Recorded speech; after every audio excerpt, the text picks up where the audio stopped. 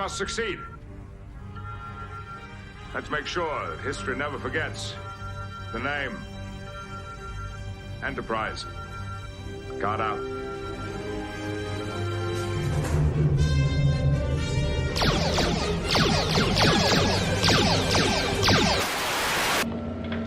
Our lives are different to anybody else's. That's the exciting thing. Nobody in the universe can do what we're doing. Greenville, I am calling battle station. Anything can happen in the next half hour.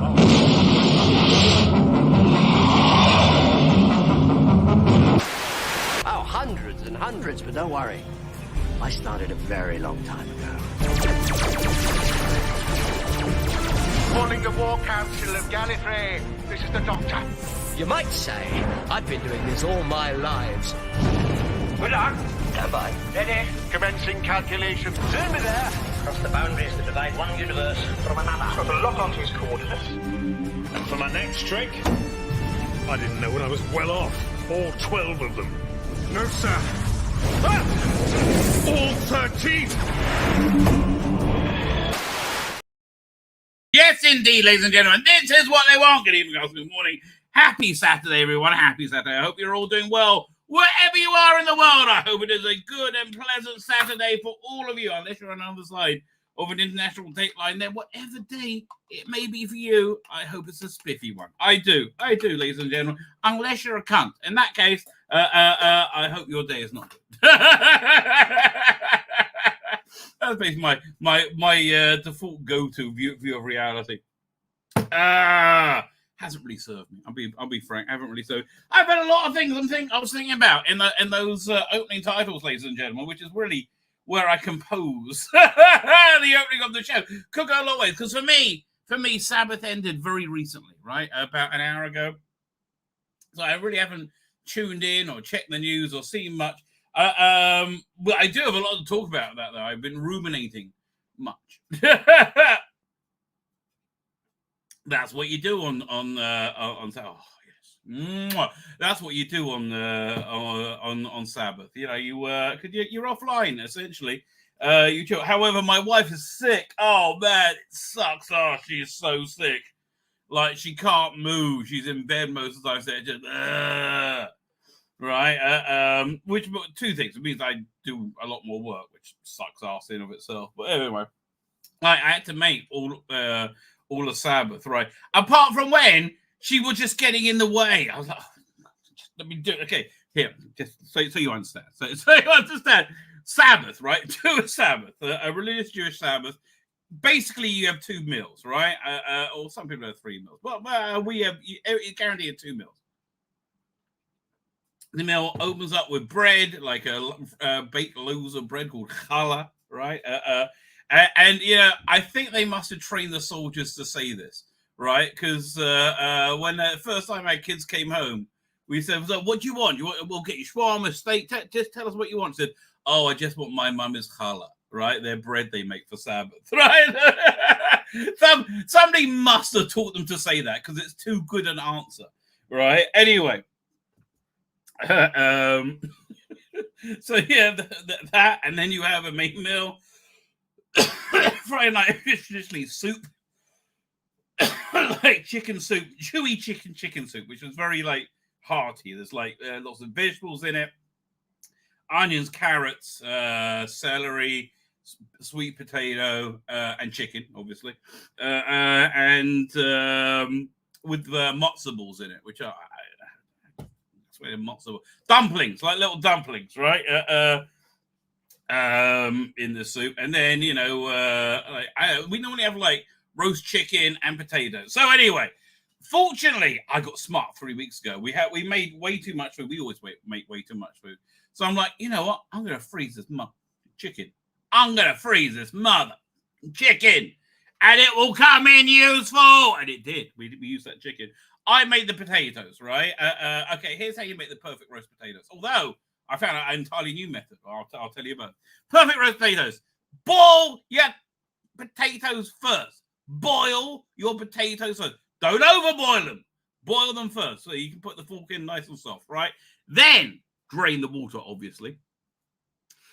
Put in like a shallow pan and drizzle oil on it. Cut up an onion in two. Boom! On top, in the oven, high temperature. I don't know, 2 hours. Oh my God! Food so good it will give you an erection, and that's even if you're a girl. Let me tell you.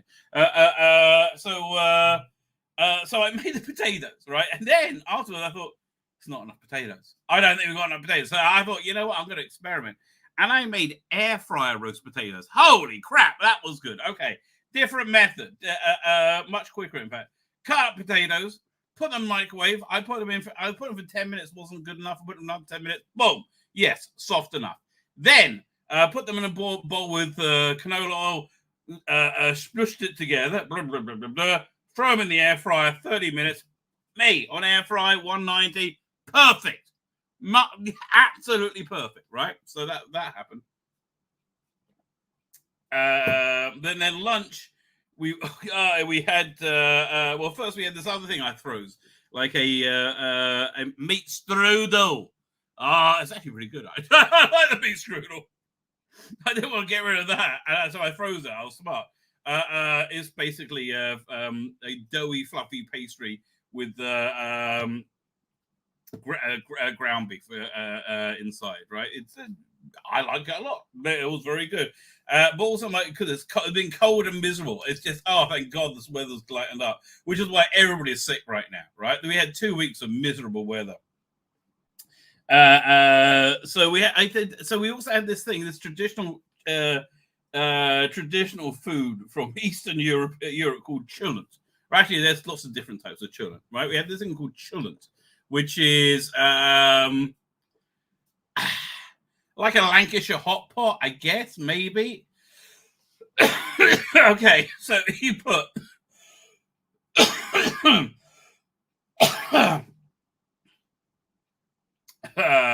potatoes, like peel potatoes, cut them up, potatoes, chunks of meat, barley, cut up onions, like in a crock pot together. We put or a crock pot bag together.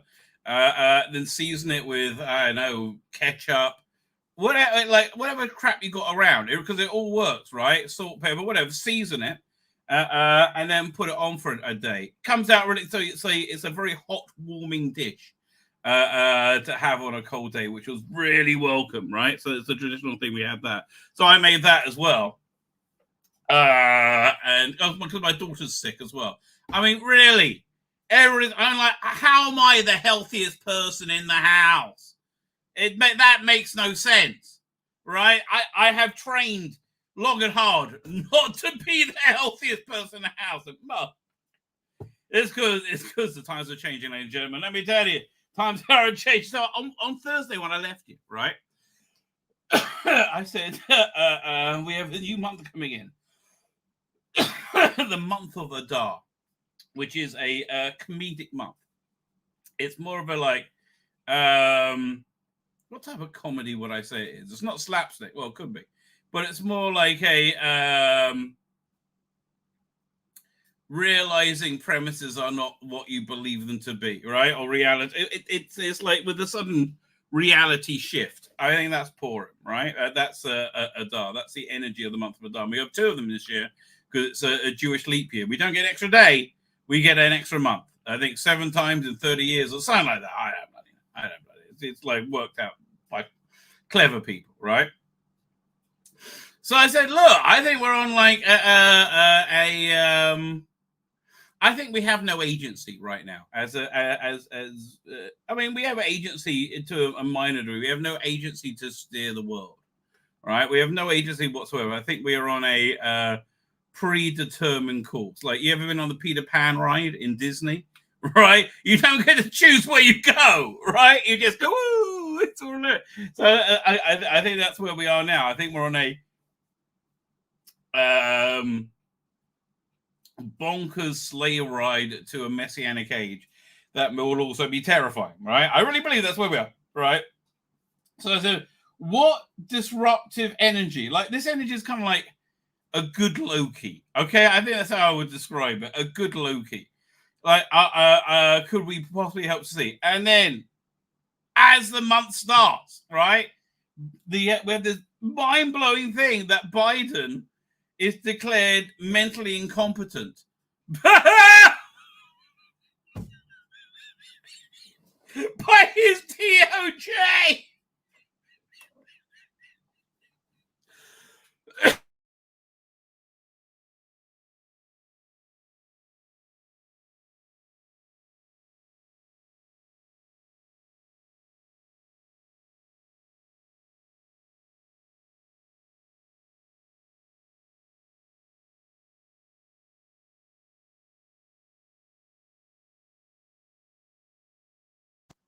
Oh, I'm back. I was about to give up. I'm still on one bar. Weirdly enough, I know, but now I came back. I'm reasonably optimistic. Anyway, end of days, baby, end of days. No, so what happened when this new energy came in with this month? Biden went down essentially. I mean, like, he's mentally incompetent. That's like should mean you can't drive the country anymore, right? Not that you can't drive your car, you can't drive your country. I think, I mean, here's what I think is going to go down, right? But I think this is, again, part of this sleigh ride we're on, right? This is part of the show, right? I think Biden will, one way or another, this is the beginning of the end for him, right? Right? It has to be. I mean, I don't know. I think it's the beginning of the end for him. I don't think his presence is gonna last the year. You know why? One of the reasons I don't think it's gonna go the distance, because so far Biden has a trait of actually fulfilling everything they all said about Trump. Oh, he won't last his whole term. Anyway, so I don't think he will last his full term. I think Kamala Harris will be president, but I don't think she will run for re-election. I think you're going to bring in, if Michelle Obama will do it, be Michelle Obama, but I don't think she'll do it. I think it's going to be Gavin Newsom, right? Because look, Michelle Obama can control Gavin Newsom, and it's much easier that he just does the job. He's very amenable. He's like a young Biden, right? He was like, yeah, absolutely, I'm with you, 100%. Right, he will do whatever the Obama's tell him, right? Or that whatever that cabal tells him, that's what it's going to do. Tell you, Obama, I would say the most successful president of all time, because he was the only president who really understood, as far as I know, the key to your legacy, right, to your power, is installing people who are loyal to you, right, throughout every set, which is what he did, right, essentially calling it diversity. But that's what he did. Crazy, right? All this wokeness everywhere. Isn't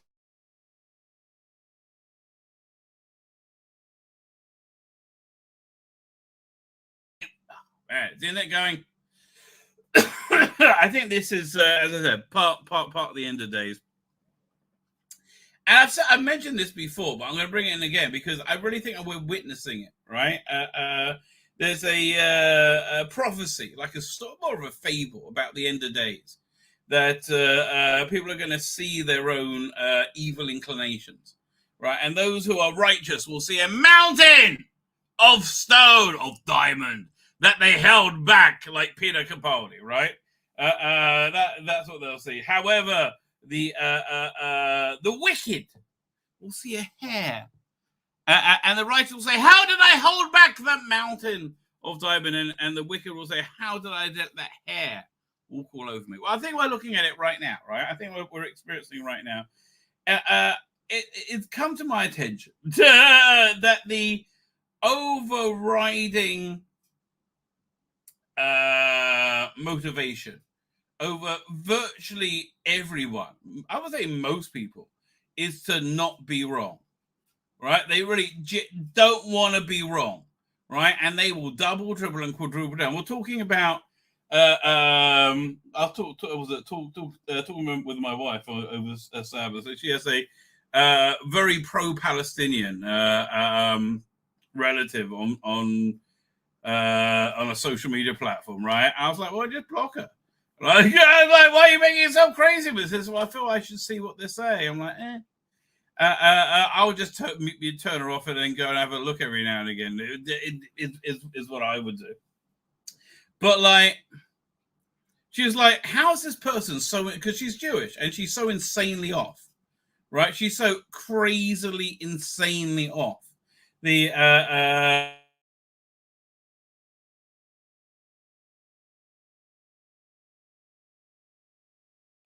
like nutball, right? Totally nutball. So I'm like, well, you know, it's it's oh, I can't show you that. So it's because people don't want to be wrong, and they will, rather than be wrong, will double, triple, and quadruple down, right, on anything, rather than admit they're wrong. Right, I think that's what that sort of drives a lot of the trans stuff. I think people just not admit they're wrong, right? And then it's just the bottom line for like that. The most single motivated man, and the more apparent and obvious they're wrong. Like Donald Trump was good, right? We had money and world peace. I'm sorry it fucks you off. I'm sorry you got that gives you egg all over your face. Yeah, I mean, but yeah, no, we had money and world peace, right? And the only problem was we had you nutball pussies screaming your fucking head off. Right, that was really the only downside of the Trump years. Like, oh my God, it's the worst it's ever. Ah! You know,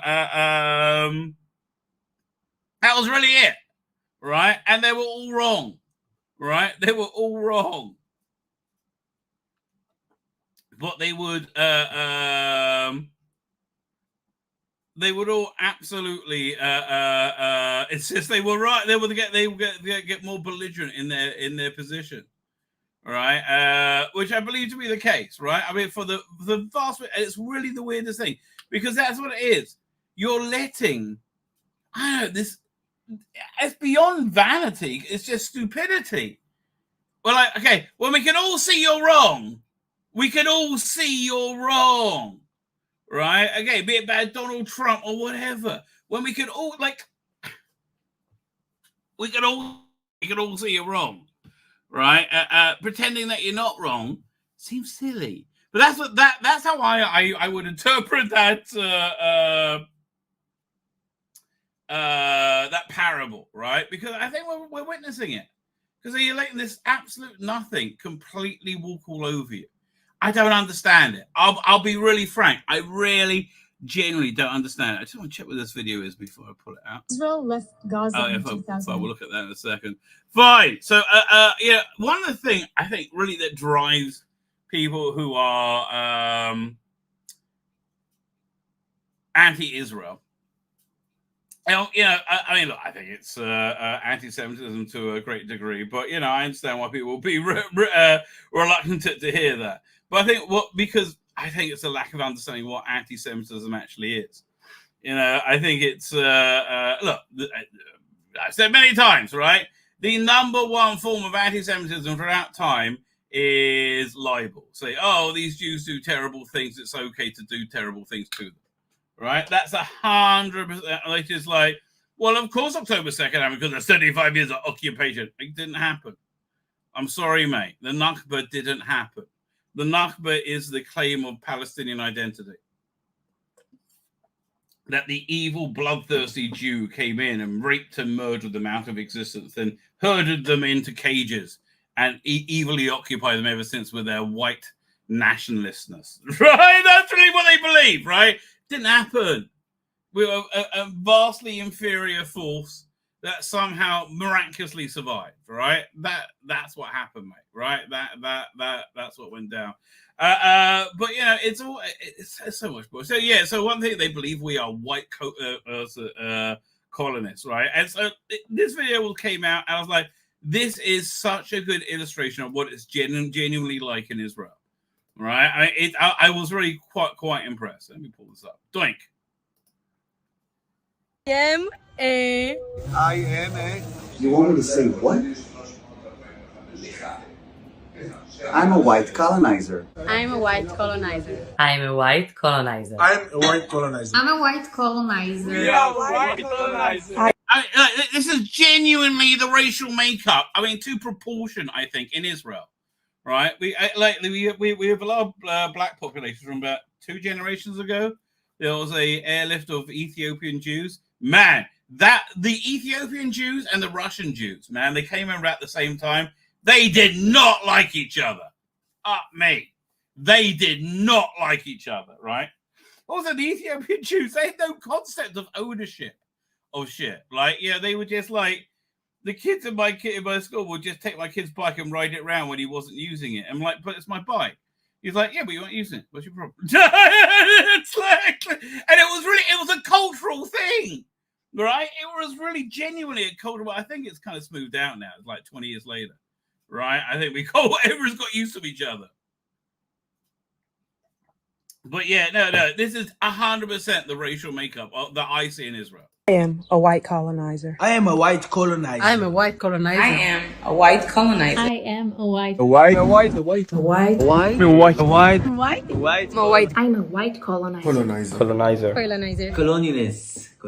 No. I'm a white colonizer. I am a white colonizer. We are a white colonizers. Yeah, a lot of about Israel's 9.2 million citizens, more than 2/3 of people of color. You're right, and it's the only place that's legal to be gay. I mean, literally, don't you pinkwash it or that, but we're not. We're just saying, literally, it's the only place.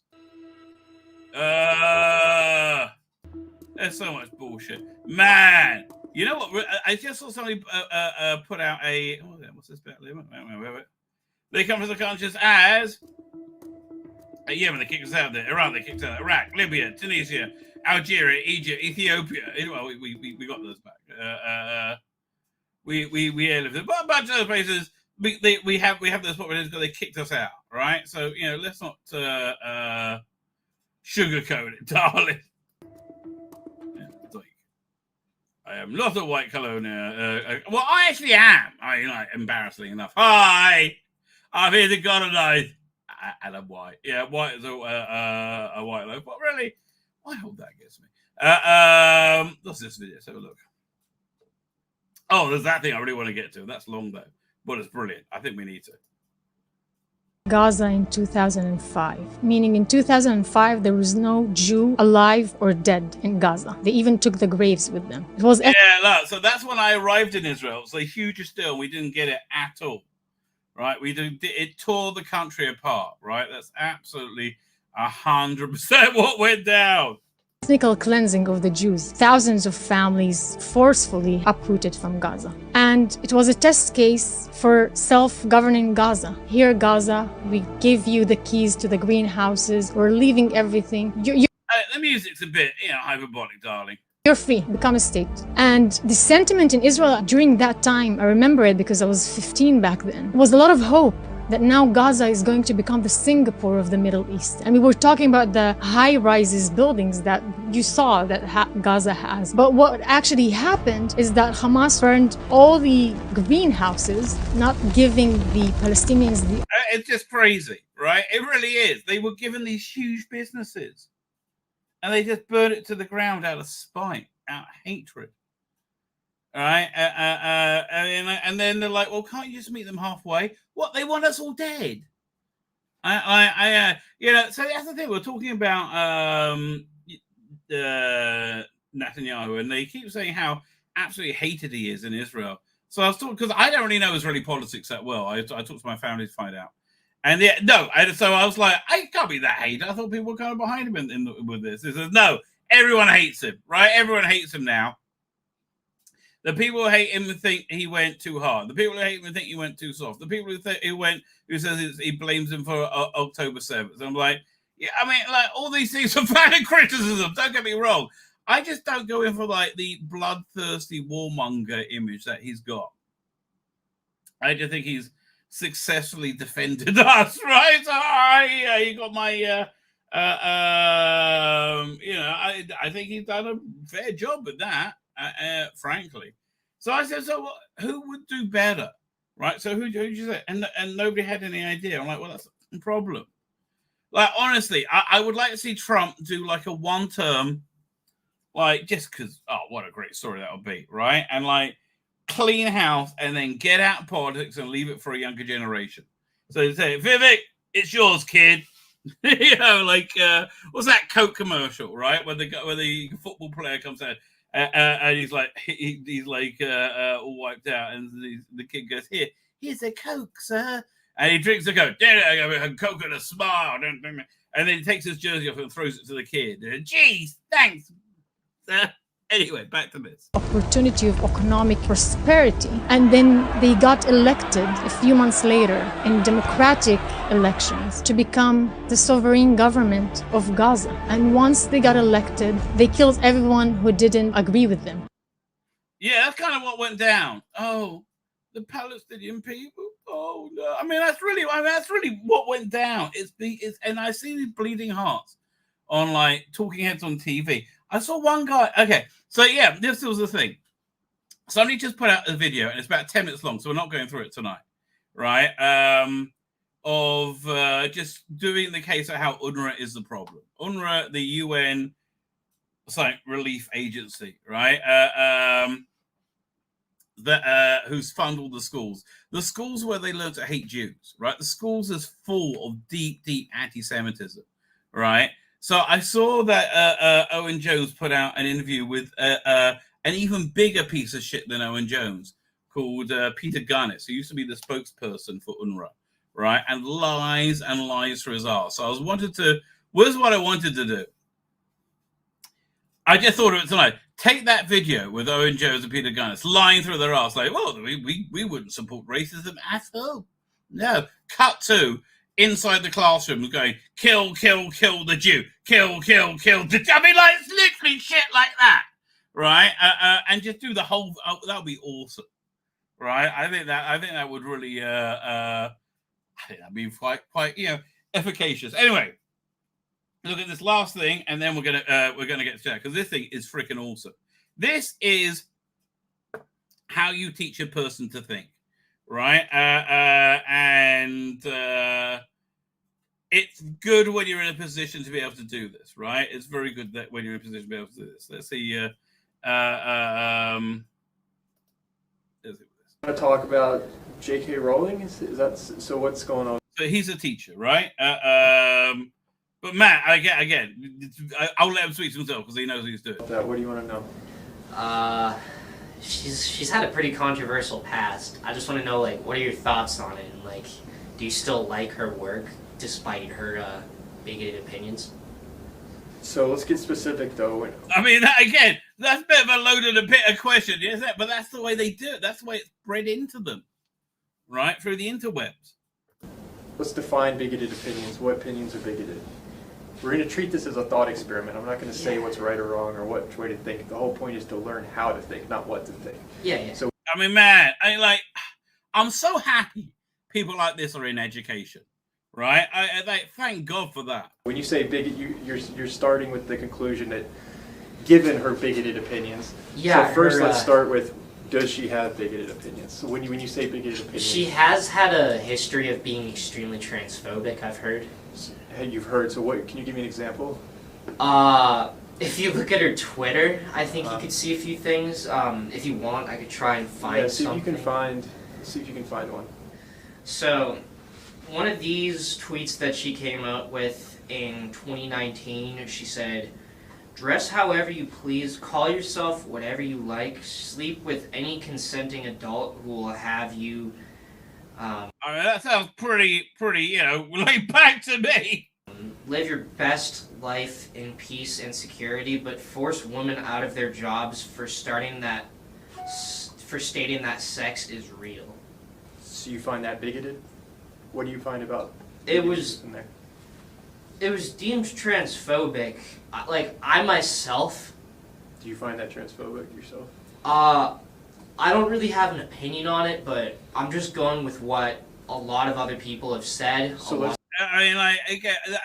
this guy's never noticed this about himself before, right? He's never gotten to introspect to this level that he really doesn't know what he's talking about, right? He holds opinions that aren't his own, right? And it's just like, look, normally people, because when you get these conversations, first it's combative. If you're now, whenever I'm really on form, right? Whenever I'm really good, I don't come in combative. I come in more like this and say, well, and but not normally when I get involved, it's on Twitter or something. Yeah, I'm more of a dick, right? But if you can come in like this, it's so much better, right? And I guess get them to quietly examine what it is they think they believe, because normally they don't, right? Normally they don't believe what they think they believe.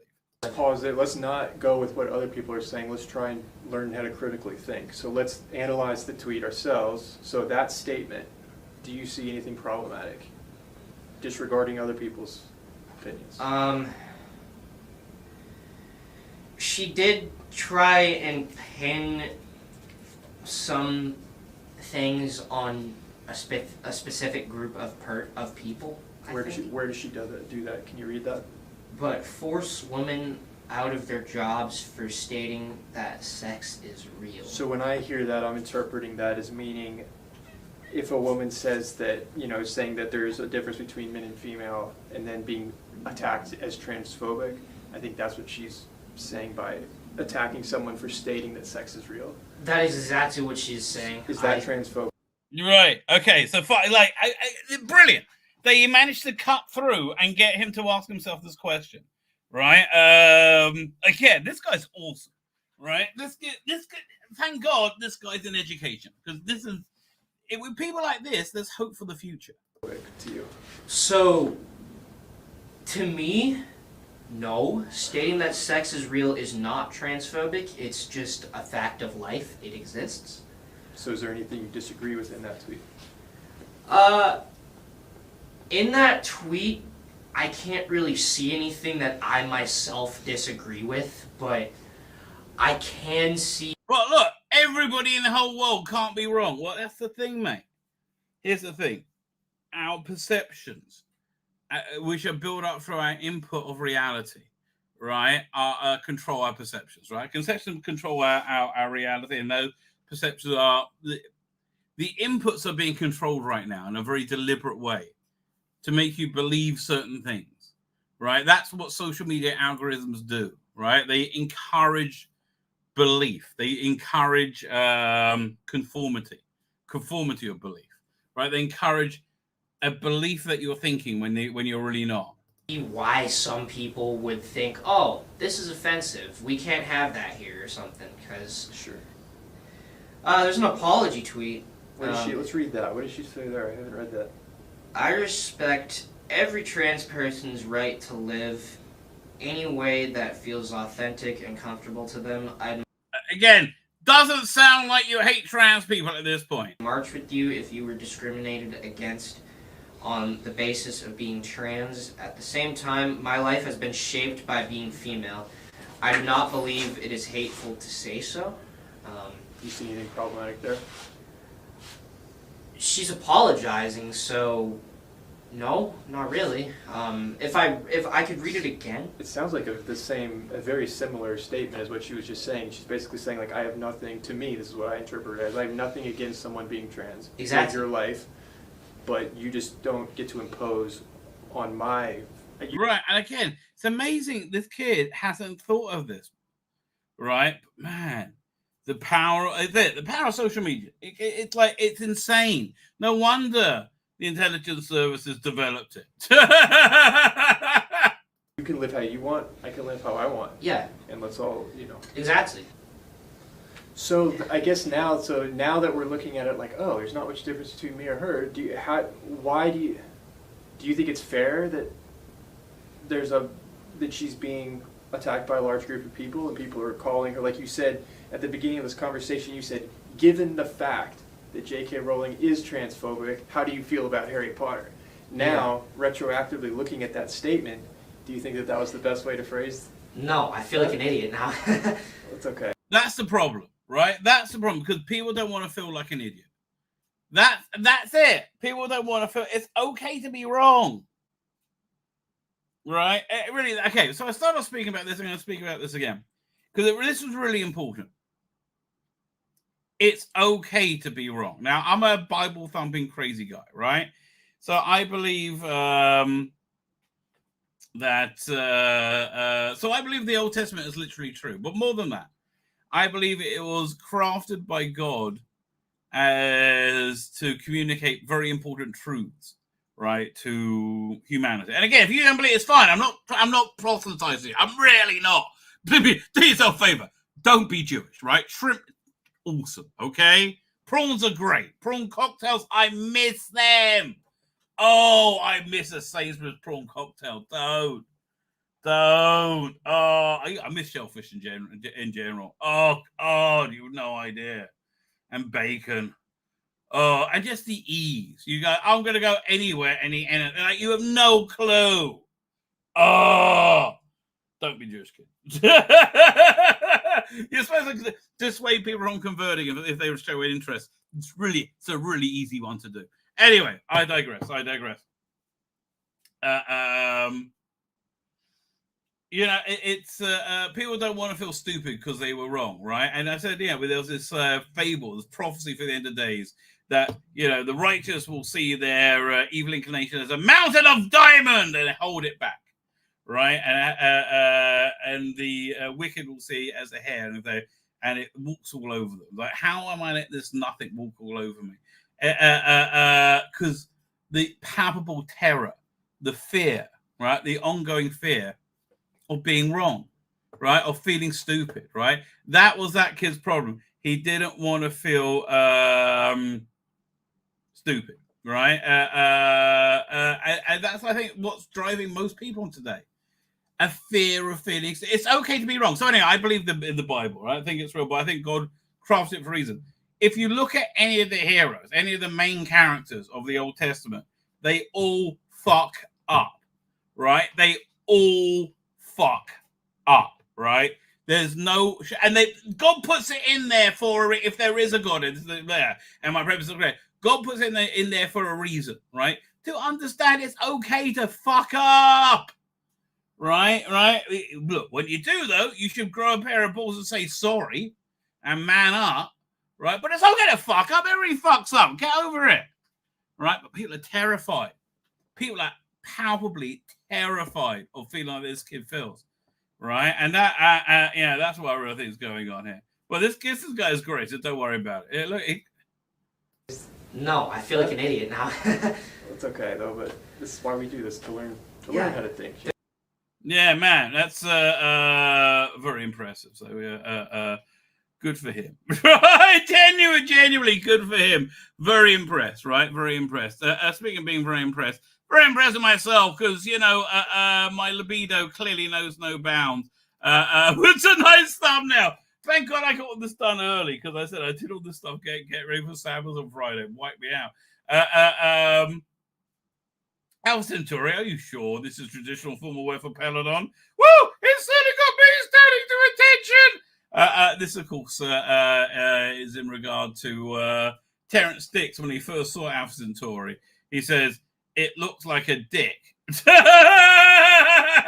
okay, we'll do something about that. And they put a cape on it. And so he came back and says, now it looks like a dick with a cape. I love you, Terrence, mate. Love you. Oh, God, love you. God, love a duck, sir.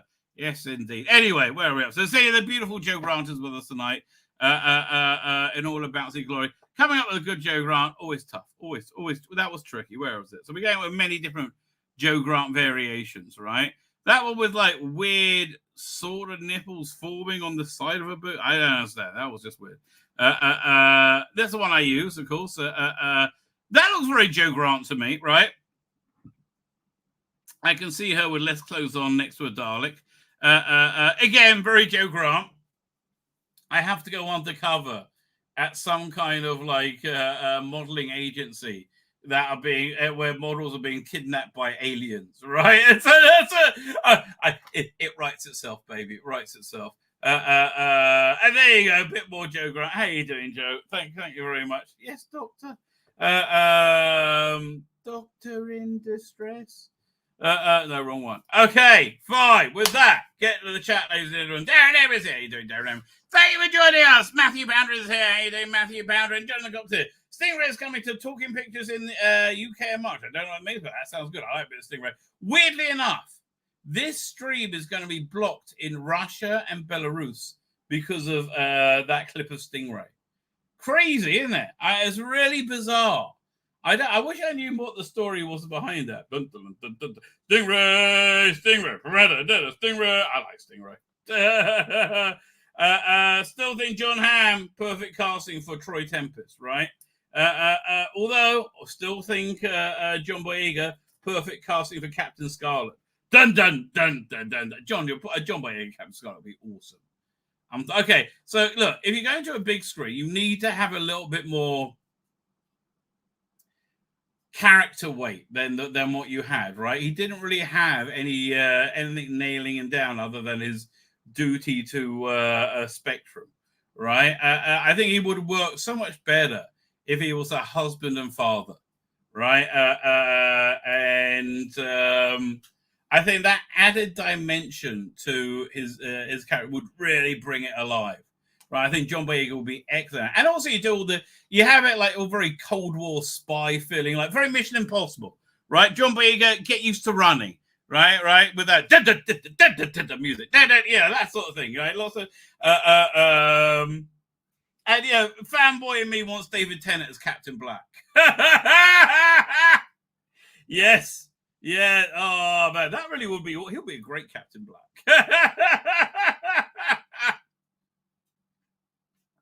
So I'm not like, rigidly holding on, but I'm not like, race changing for no bloody reason. Just I think John Boyega, here's the thing. My thing is this, Captain Scarlet, he was the epitome of contemporary spy thriller at the time, right? He was essentially James Bond. He got the posh voice, right? So the epitome of spy thriller now is much more, I don't know, Jason Bourne derivative. Rather than Jason Bourne, like Tom Cruise, right? And I think John Boyega could really bring that energy to the screen. I think he'll be very good at bringing that energy to the screen. And that's why I think having him be a husband and father would. I think that would, because he really is very good at that, right? Of the more emotional thing. I think that would really be.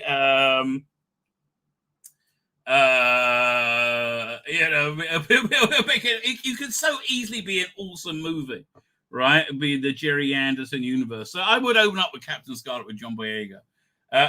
Then of course, then maybe do a Fireball XL5 or I think more Stingray. I think it's got to be Stingray next, right? The Joe 90. Joe 90 would be like he's only got 90 days to live or something like that. It's these clones they keep making. Something like down. And then he doesn't die in 90 days, essentially. And I guess a TV show will be Lady Penelope Adventures. Lady Penelope and Parker, right? Until eventually and you would have in the background Thunderbirds, right? Thunderbirds brings everything together in one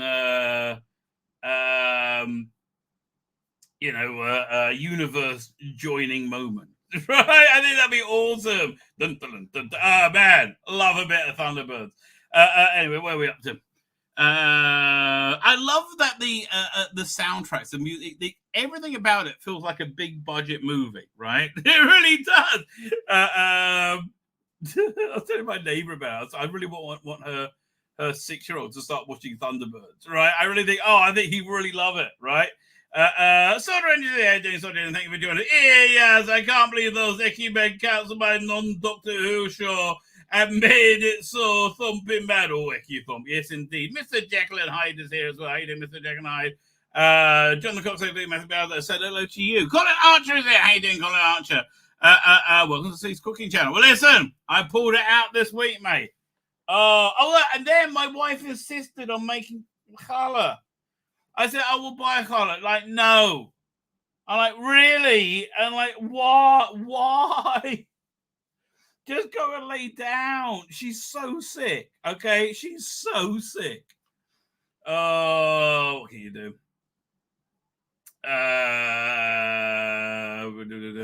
Fine. What was that? I'm looking at chat. Amber Rose, thank you. Joe Grant is looking fine. Yes, she is. Joe Grant is indeed looking fine. I do my best. Beware, low flying. Oops, mentioned Biden and CIA kicked him. Well, that's really what happened. Although they're the ones throwing him under the bus. Weirdly enough, right? Biden talking about Midred had definitely lost it. Then him brushing off the medical opinion, and he looked awake. They're pumping him full of something. Yeah, look, but you can only run that engine so much, right? I'm just surprised they haven't killed him, frankly, right? I'm like, well, I guess he's more trouble than he's worth. I don't know. But I just think there's more disarray going on there than we know. We think they're like, sitting around like, agents of Spectre, right? Discussing their evil plan. And Barack Obama and Valerie Jarrett. And then I will convince the World Health Organization to, things like, Bill Gates, the cabal of evil. And really, it's not. It's a bunch of fuckwit incompetence. Because how do I know? Because why has everything gone to shit? Because it's being run by fuckwit incompetence, right? Everybody running every aspect of government is a fuckwit incompetent, right? Why are they a fuckwit incompetent? Because they came out of our higher educational system, which is only capable of creating fuckwit incompetence. Oh, and that's really it. They are fuckwit incompetence. In every level of government. He kept predicting the end of the world a year ago, and suddenly Hamas get 30 months later. That's the thing. Okay, I'll tell you the absolute truth, right? When we reached the Jewish New Year and everything went down, I was seriously reconsidering my level of religious devotion, right? Of religious practice. Because, I've seen that genuinely no one gave a shit about keeping the tenets of my religion. All these religious people just, they were put into a situation where they had to think the most shallow way possible. They just couldn't get their head around it, right? So I was like, well, if nobody I know gives a shit, right? And nobody I really gave a shit, right? And if God doesn't give a shit, well, I've obviously thought this through wrong. Why am I? And I go to a lot of effort with my religious practice, right? So I was really going to backtrack it on Rosh Hashanah.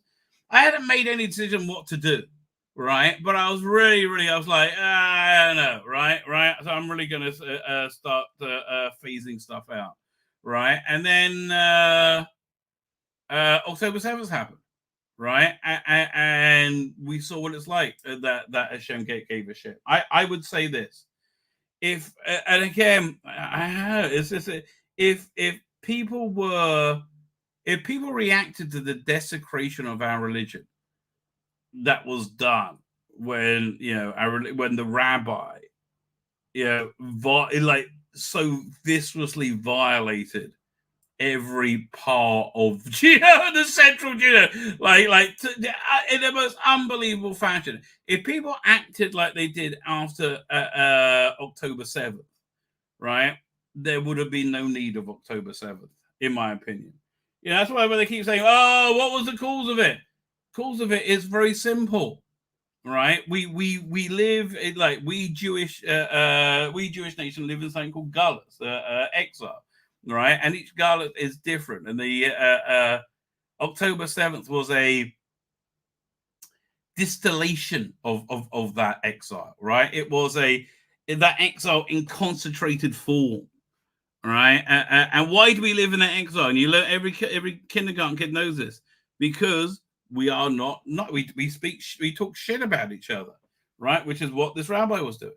Right, and it's not amorphous laws. They're not like, well, I don't know. These are. Do you have any idea how thick the laws are, mate? It's crazy. Okay, I'm not joking. It is crazy how detailed these laws are. It is absolutely crazy, right? I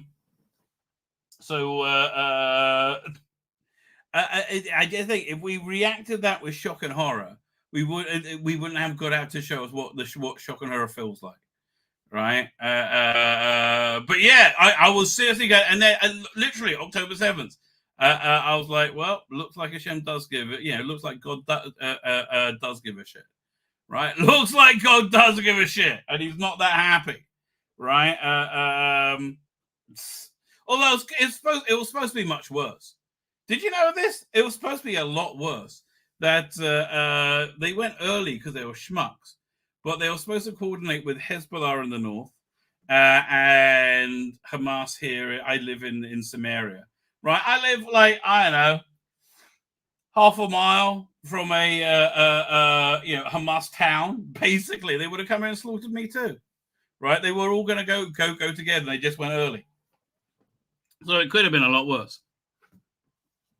But genuinely, I was like, well, clearly I misinterpreted things, right? And October 7th, I was like, well, maybe I haven't, right? I think here's the point, and this is something I'm definitely guilty of, right? In terms of religiosity, that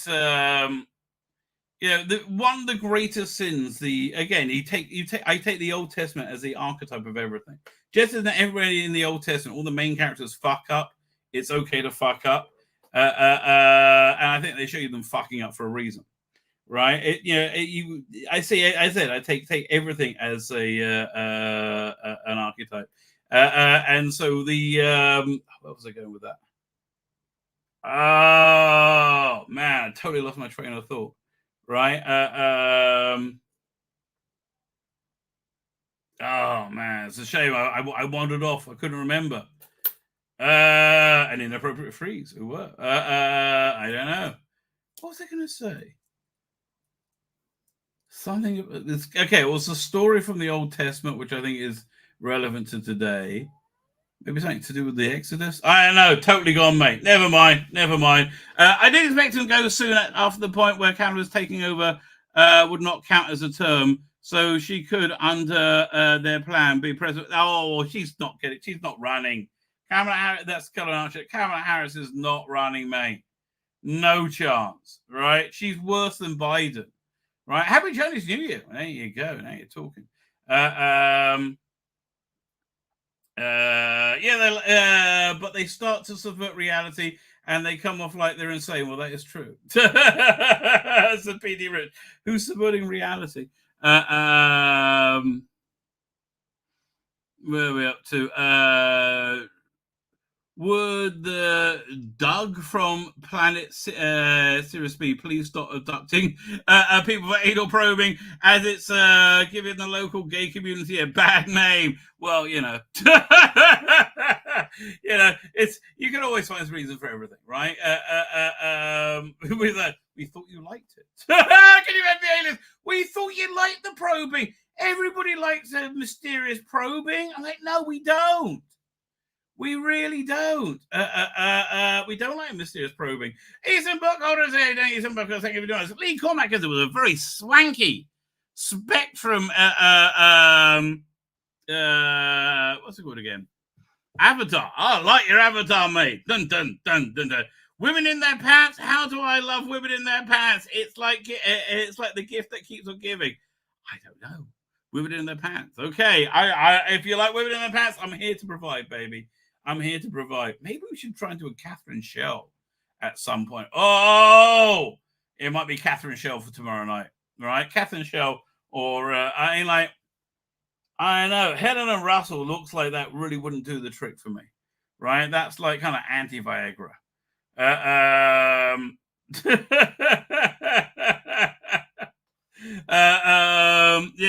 remember the Greenhouse's news back in '95. So weird, right? So weird. Jews do not blonde, blue-eyed. Jesus, my grandmother's living room. Well, I should be shocked. Yeah, no, I don't think Jesus looked like that. Gary Jones here, don't go. Scott Mills on BBC Two is a living nightmare. I have no idea who he is. right? But he sounds like, okay, I believe you, Gary, right? I believe you. Petey Rich says, I'm not the biggest fan of BB, but even I don't think he blackface started screaming praise Allah and attacking us over. Yeah, no, I like people, but they have this thing like and again, this bizarre belief that we just want to kill Palestinians, and we're like, yeah. Like, why? Like, what is wrong with you people? British Badger Corporation, BBC. Oh man, the BBC is shit.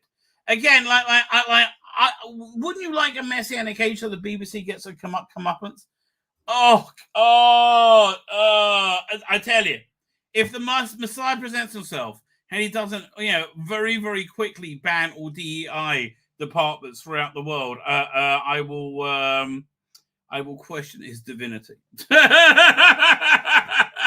That's got to be high up on the list. Like, it's a blanket. All DEI is closed, and no one's allowed to follow it anymore. Right? If you do, you get penalized. Oh, yes, I love it.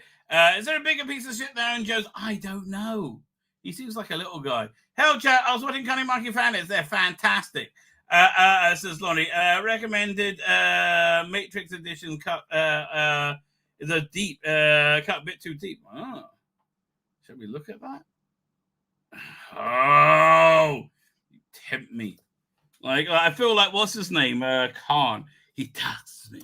So YouTube. That's fine. Cutting Monkey. What is that? I never looked at it before, right? But let's have a see if I can find it. Cunning Monkey. Who I love his edits, right? Not coming up at all. Cunning Monkey, Doctor Who. There you go. Hopefully, no, man, he's vanished. Where'd he go? Is this Cunning? No. Wow, I cannot find him at all. Cunning Monkey. Shall we try Snake Dance? See if that comes up. This is so weird. Wow. I mean, it's not even... Man, it's not even coming up Doctor Who. Has the channel vanished? Doctor... I mean, has the channel vanished? It could have been. I mean, it looks like it has. Dragster... Hang on, I should be able to find him in my history, right? Let's go and look at his history. Hang on, unless I'm spelling it wrong. I will search up Four to Doomsday. I certainly saw that recently. Four to Doomsday, which I assume is one word. Let's have a look at that. Anything comes up. Okay, found him.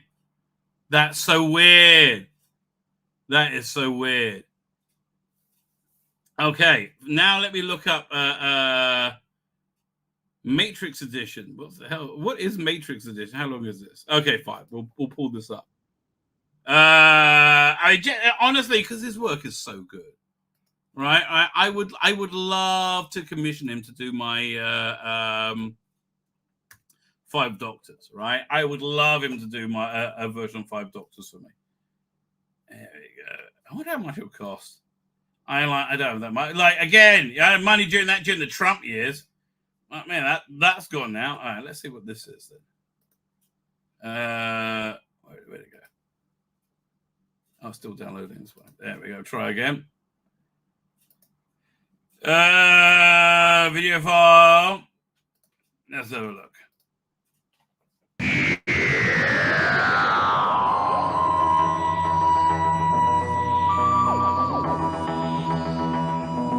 An old acquaintance has arrived on this planet.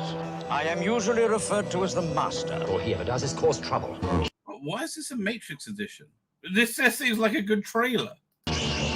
Oh, great Azar! I, the Master, thank thee for arising at my command. I have so few words. It's his new effects, and they're so good. The opponents. Josephine Grant. How do you know this, Grant? Oh, Hello, I'm a fully qualified agent, you know. Cryptology, safe breaking, explosives. I don't know what they're doing, but I'm just enjoying it. Right? By the way, look how good my Joe Grant is. I have to tell you, I'm very impressed.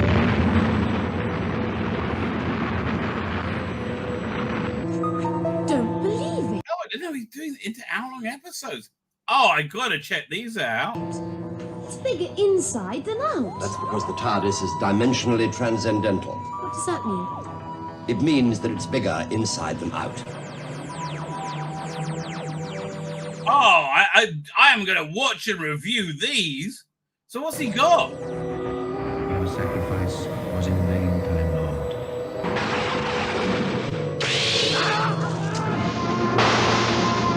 You conceal it is for alleviating the world's food problems. I can't imagine Claws of Axos without it being like garish special effects, right? These are fascinating.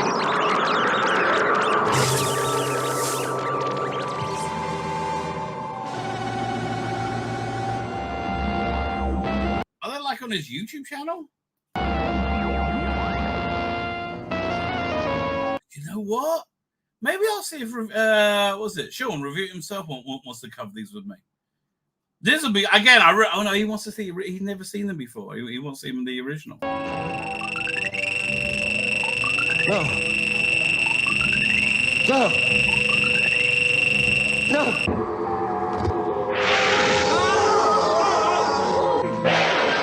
Yeah, I'm sorry. He still looks gay. What do you want me to tell you?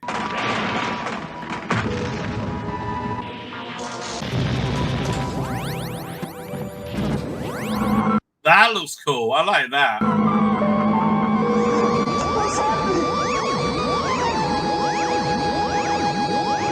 Like that might have even could really do with like a brief edit. I really want to see an hour-long version of that.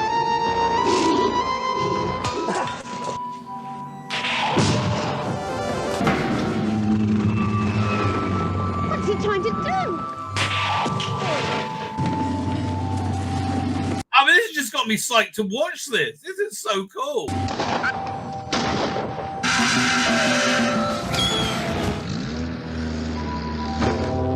I mean, honestly, they should put this on iPlayer.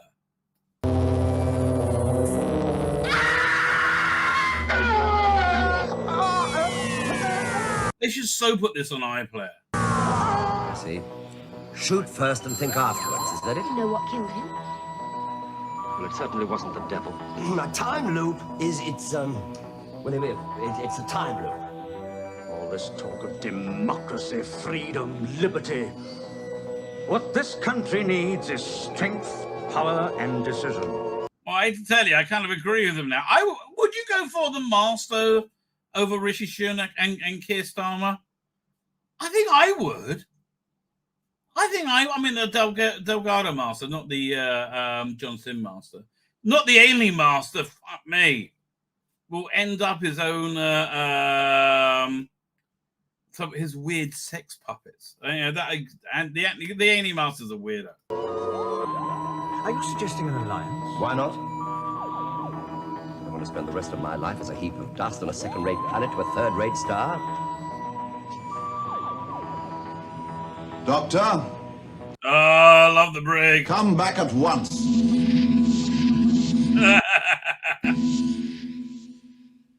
Oh, that's very cool. Are they on his like YouTube channel? I mean, like, how'd you get them? It'll be done about 2 to 3 years. Assuming the Blu-rays is coming. I'm assuming they're not on his chat. I'm spelling it wrong, right? These are just that's just a trailer. Oh, they should so hire him to do this, right? They should so hire him to do this. This I'll show you his show real quickly. It's very good. Like I'm a big fan of new effects, right? I like it. It's a lot of people hate it. I really love the new effects. 9 times out of 10, I think they're way more effective. Right? What a better word. Here it comes. it's in forever. Anyway, fine. Let's get back to the chat while I'm waiting for this to download. That was very cool. They should really do that. I mean, I'm BBC by Carolina because ill. Oh, that's terrible. What are we up to? I'm following the herd. Well, good for you. Oh, we're talking about that guy. Yeah, man. This guy is this guy. Yeah, he was so lost. I'm still so bad for that generation. Crispy bacon is good. I actually prefer softer bacon, like Norwegian, right, on a sort of like soft Wonder Bread white loaf with a bit of brown sauce, right? I think all that sounds very good. Willie in a cape. What are we up to? 5. Tzvi Lebetkin. So, who do you cast as the Tracy brother? That's a good question. Connection would be basically the first Thunderbird. Connection could basically be the first Thunderbird movie, right? I mean, do they all happen at the same time frame though? I get the feeling that Stingray happens before Captain Scarlet, right? I don't know. I have to think about it. Let's look at these effects. This show real quick.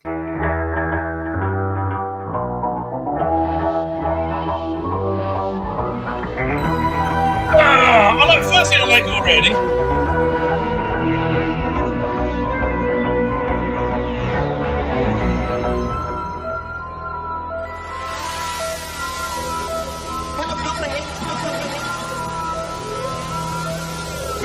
That looks like the original effect to me. I'm sorry. I have lost control of the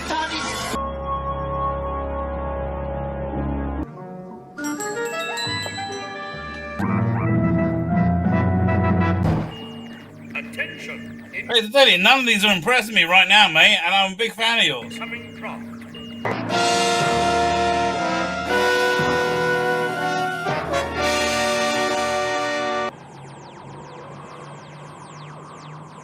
Yeah. Sensors detect. He does way better. This is like stuff he's working on. hemispherical defense shield.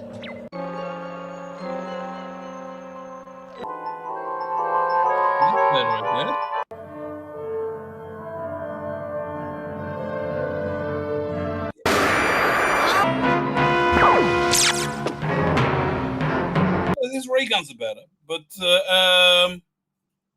man, I'm really do we have the? I'm really unimpressed. This is like I'm surprised because this stuff is normally excellent. What's the Perry one? There we go.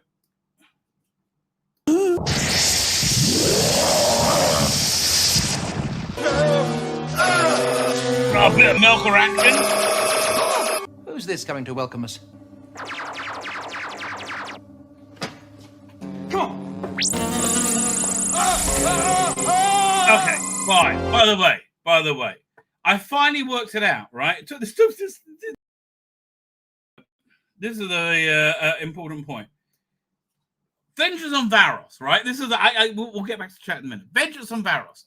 We have Jason Connery like at the beginning, all like gay fantasy, and they don't that whole thing where you don't know where it's gonna be, where he's gonna be executed. They're gonna build up to it. This is what the new special effects should be like, right? Well, firstly, at the beginning, it was like, it's like that bit's going on. There should be random, there should be bubbling energy coming out the laser thing, like that, and then a lightning thing which should come out and hit him, it was like that. But they should do that if for his big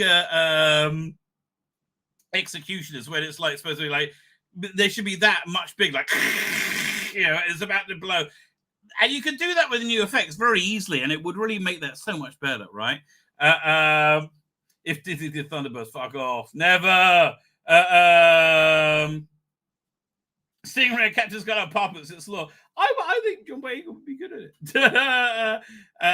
Just an idea, says Scott Archer. But would you be interested in a stream exploring what Jerry and yes, love to. Oh, I would love to do that. Yes, that's exactly something I like to talk about. That sounds very good. Where are we up to? Fine. Adam Time Lord is here. Adam Time Lord. What's this you said to me? U.S. mail-in ballot fraud study finds Trump almost certainly won 2020. Well, we know, right? I think most of us know, don't we? Adam Donner said, I now feel so. I went on Facebook and had fun. Why did you got quantum leap fans? Okay. Well, you know, everybody finds their entertainment in the world. Sean, how you doing? I was just talking about you. Say if you wanted to watch those, apparently they don't exist. Matrix editions of Doctor Who, right? That would be very cool. like editing it into an hour long with new effects. That's totally what it should be. We're up to certainly right. The Thunderbirds reboot is just way too soft compared to the original show. Night to mention, way too short. Yeah. Although I have to tell you, I thought Thunderbirds Go was. I was surprised how good it was. I really was. I think it had a definite love for the original. All right. I mean, listen, I even think the Thunderbirds movie, the Jonathan Frakes Thunderbird movie, had a love for the original. Right. I just didn't think it was that good. The CGI Captain Club was effective. Yes, I agree with you. I really agree. Although the CGI looks dated now. Here, 1 second. That's fine. CGI Captain Scarlet. Dun dun dun dun. Oh, indeed, that wasn't Captain Scarlet. But is this a trailer? Yeah, full episode. I don't want to do a full episode. It's surprising how much it's dated. It'll be interesting if you can go and take the source code of this, like whatever they used to build it on, and then re-render it in higher def. Yeah, 1 sec, it's downloading. Doink.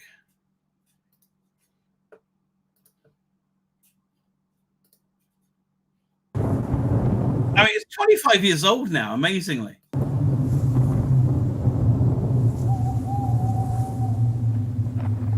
This is the voice of the Mysteron. Although I like the new way they showed the Mysterons. That was damn cool.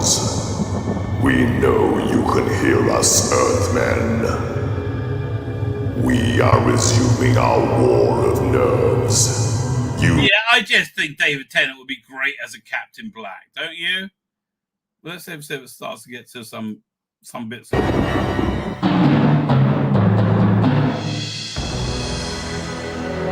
Oh, who would you cast as the Angels? Man, I don't know. Within hours of the Mysterons renewing their threat to the people of Earth, Spectrum were assembling their top agents at Cloud Base HQ in readiness for fresh conflict with the old enemy. Captain Scarlet and I arrived ahead of time. When do you think they'll make their first move, Paul? Very soon, Adam. Yeah, I mean, like, that's really, this is way old. Wait, is this like, is this from 2000 or was this like a test?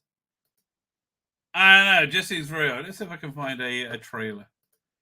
Captain's got CGI trailer. Well, they got 10th anniversary trailer. Let's try. Okay, let's see if this is right. I was in HD. Fine. Let me. Yeah, this one I think will probably be more. More. What's it? Not reminiscent. Not exemplary. Or maybe exemplary. Is exemplary the word I'm looking for? Could be. Could be. Oh, this light keeps flickering. It's making me crazy. Yeah, 1 second. Yeah, well, it's down. We'll watch that in a second. We go. Oh, did I start it? I started. I'm sure I did. Scott Mills screwed up getting banged by David Hasselhoff. Really? This is gonna make you all laugh. I didn't know David Hasselhoff was gay. I really didn't. Okay. I mean, like, I'm not particularly shocked here. Captain Scarlet 2005.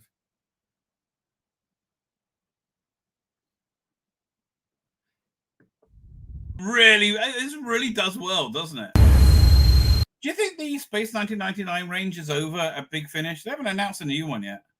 I don't know what's doing Big Finish. They keep putting out new box sets. So Somebody just sent me. Lordy sent me the link for Cunning Monkey. Go to cunningmonkey.com. I didn't even think about that. 1 second. C-U-N. How do I spell it? 1 second ago. It's CUNNINGMUNK. If I'm spelling it right. .com. Doink. Can't find it. This site can't be reached. Hang on. Try that again. CUNNING. CUNNING.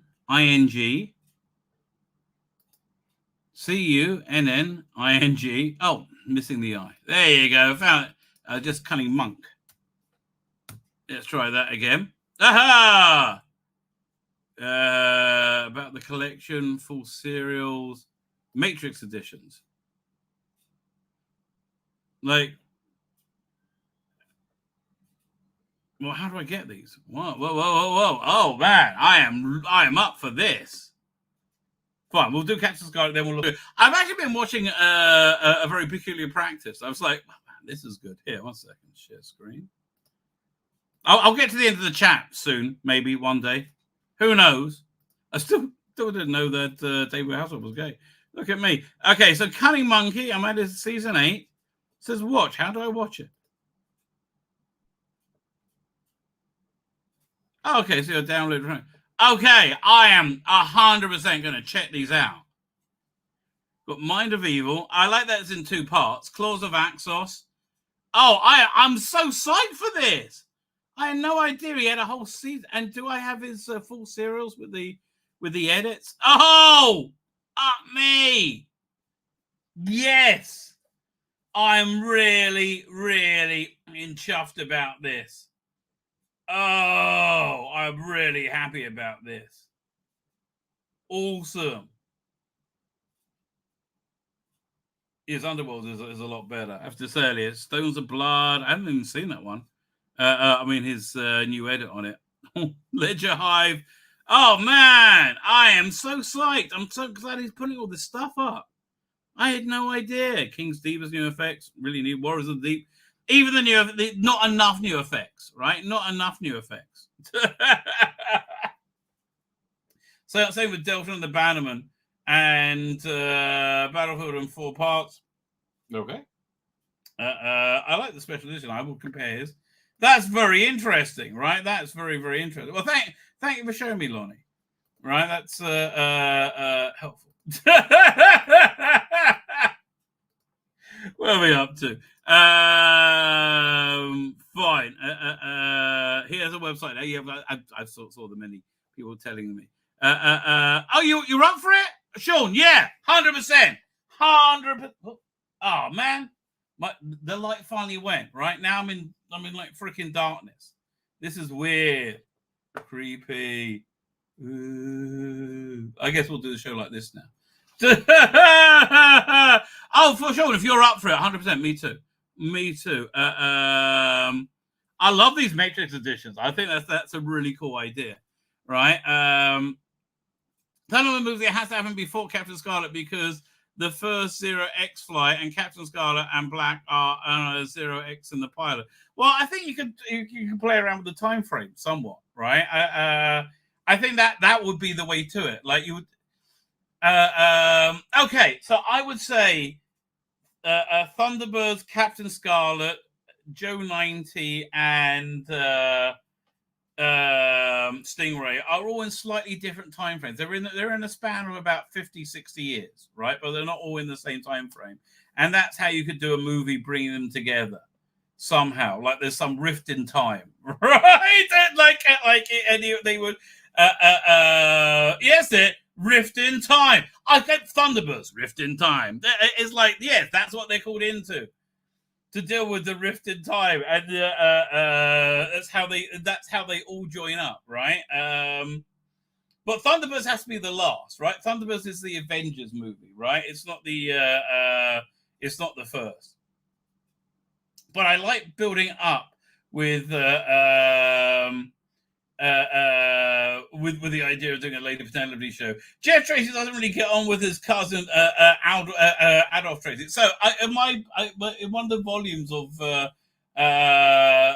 Imperium that I never got around to doing, right? The second volume was going to be the villain that he'll be working with the disgraced Tracy brother, and the Tracy brothers was really some kind of pedophile ring, right? Which is the sort of thing that feels like it should be, right? I was trying to work out what that smell was. It was the light burning out. Oh, I could smell this electrical burning, right? And it was the light burning out. There you go. No, we should turn the light off though, just in case. Master Q, I don't know. Fine, Sean, I will be in touch. If you're up one tomorrow, let me know. Right? Let me know on the Twitch. That'd be really good. Typing with the Rabbi. I got it. I found the thing. Even delayed in Babylon 5 called it off in the end. Oh, what are we talking about? I don't know. As we like I said, I have enough trouble with the Wooksterons. There's a lot of them out there. And they're all absolutely crazy. This is the voice of the Wooksterons, says Colin Archer. We will take everything you love, destroy it, and remake it, and demoralize you utterly in your civilization. And then when you say something, they go, well, what's wrong? Don't you like black people? I'm like, no, okay, no, it's not about... Like that is a what's the word I'm looking for? That's a straw man. That's just a ridiculous straw man. Right, I'm turning off my light in case it is burning up. I don't know. Okay, the electric's off now, so hopefully it won't burn up. But yeah, I smelled this electric burn because it's one of those pieces of LED lights, right? Fine. Let's an hour and a half in actually get to the show. So I have no idea what's been going down. As I said, I've been offline. Just before I came in. Look, you saw me discover the Cunning Monkeys website. When I say discover, be screamed at you that it exists. What should we look at? We'll go over here. Oh, that's a good article. Here, let's look at the Doctor Who news. We'll start with that. Miss Grant, it's so dark and creepy. I gotta get a light bulb in there by tomorrow. What are we talking about? Share screen. Doink. There you go. Let's see any new Doctor Who news. What Doctor Who showrunner gets wrong about the problem with this era? Okay. The 14th Doctor was the saddest Doctor to ever end. Yes, it was not fun, right? The 14th Doctor was a real shit little detour. Louise James on Leader Doctor. She should have died. Oh, I'm glad she didn't, darling. I'm glad she didn't. So Wendy Perry's going to a convention. Good for her. There's going to be the Terry Malloy and Colin Baker doing a Sherlock Holmes play, I think, or a live reading or something like that. How Matt Smith versus shoot, I couldn't care less. 10 huge moments, no, stop, that nobody could care about. Because he wasn't supposed to care about, and the Morbius Doctors isn't the thing. Right? Doctor Who is dropping one of its best projects before the Whoniverse begins. But it's already begun. Right? It's already begun. Right? Yeah, I don't know what to tell you. The Millie Gibson drama exposed a big Doctor Who problem. So look at this. If this is the video, we can't watch it. It's a video. Bollocks. We'll look at Doctor Who and what culture. Maybe they have it as an article as well. Doctor Who. Who? Doctor Who. Ba-da-da-da. Doctor Who. Da-da-da-da. 10 moments, 10 Doctor Who moments when they made you say, what were they thinking? Well, I think we have to look at that. So it's like, yes, what WTF moments were they had? Okay, thumb sucking. But this is the entire Chibnall era, right? Part of being found in is taking the rough with the smooth. There was no smooth with Jodie Whittaker's years, right? The best she got is when she was impersonating another era badly, right? And when she wasn't on screen. When she wasn't on screen, it was much better. They worked that out for her last story, right? When she wasn't on screen, it was way better. Fans also know more than most that because the show hasn't actually been firing on all cylinders for every single of its 6 years, especially not its last few years. It's been around, whether that's a bad couple of episodes or even a bad couple of years, or about 7 years, we'll say 7 years. And again, best Doctor Who in 7 years is the last 35 minutes on the Church on Ruby Road, right? Best Doctor Who in the last 7 years. You might say it's Doctor Who. I wouldn't argue with you. If that's how you feel, that's how you feel. But that's the best Doctor Who in 7 years, by far. Right? It's one thing when something is bad with a good thought at score, but sometimes these things, Doctor Who has presented ideas that should probably have stopped when they're on the paper. Yes, Chibnall, we're looking at you. Let alone when they're actually committed to screen. Sometimes you'll be scratching your head and wondering how what the writers were on when they dreamed that up. That's at the lower end of the spectrum. Elsewhere, there are moments that are so bad that it'll leave you needing to uncoil yourself from a massive ball of cringe. Yes, sorry, Doctor, we love you, but you do test our patience from time to time.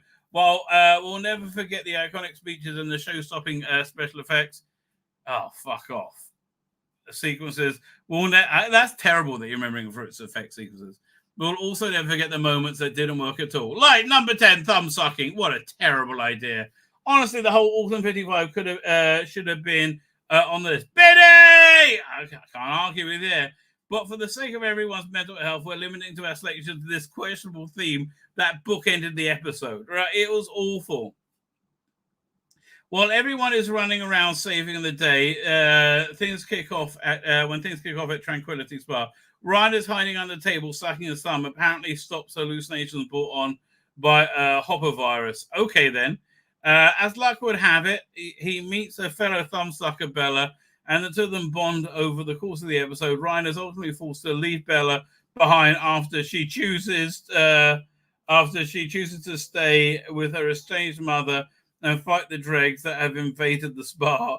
What could have been a tender goodbye had Bella not decided to signal it by shoving her thumb in her mouth. Okay. It's a laughable attempt at forcing meaningful emotion moment with some dramatic moments, with some dramatic movement and lingering close-ups. These characters have no chemistry, and they're both just stood there sucking their thumb like a pair of babies during the big climax. Misjudge is an understatement. Well, again, it is a Jodie era. Okay, so yes, they're right about this. The idea was good, and it really needs to be redone in CGI, right? It could so easily be done. Hang on 1 second. Let me see if I can pull up the episode. Hang on. We'll go over here. Doctor Who, ba ba ba ba ba ba. Very peculiar practice, Doctor Who. Oh, I say no. It's in this drive, isn't it? Oh no, here we go. Oh, Doctor Who, 7th Doctor, Dragonfire, right? It's episode 1 cliffhanger, I believe. Right, I believe. Here we go, Dragonfire 1. Doink. So is this the one? Yeah, okay. Makes no freaking sense, right? So the Doctor is walking along. 1 second. Right, walking along. Is looking around. Now, what they should do at this point, looking around, like, you can't work out where to go. What they should do is they should have added in a little bit over here. Wait, do you see him before that? Like I think you see him like.